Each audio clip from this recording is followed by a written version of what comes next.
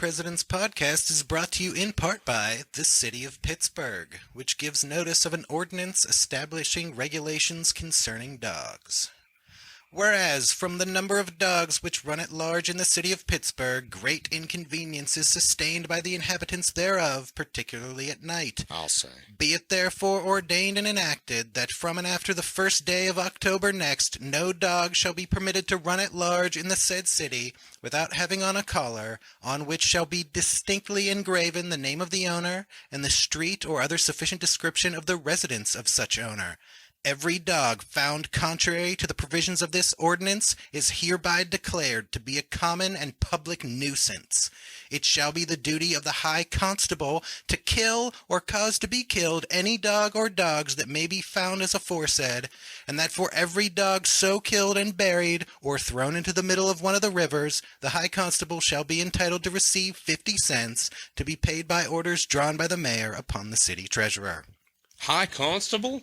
Or dog executioner? Same difference. You heard that, listeners. Make sure your dogs are collared and tagged because the High Constable's a-comin' for 'em.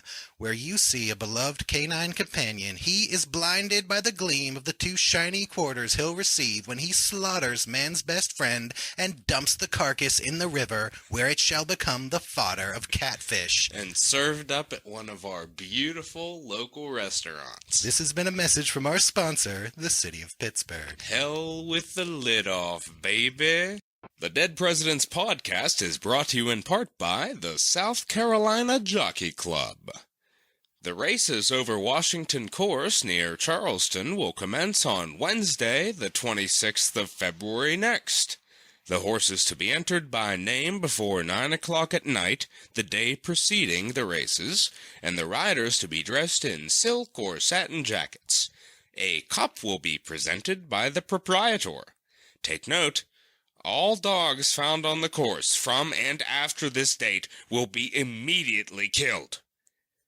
Listeners, are you sick of betting big money on a horse only to have stray dogs run onto the track and interfere with the race? That's just plain unsportsmanlike, James. You don't have to worry about that at the South Carolina Jockey Club, where all dogs are immediately killed. That's the South Carolina Jockey Club guarantee. If you're in the Charleston area on the 26th of February next, place your bets at the South Carolina Jockey Club. And I think that's a safe bet, James. It is.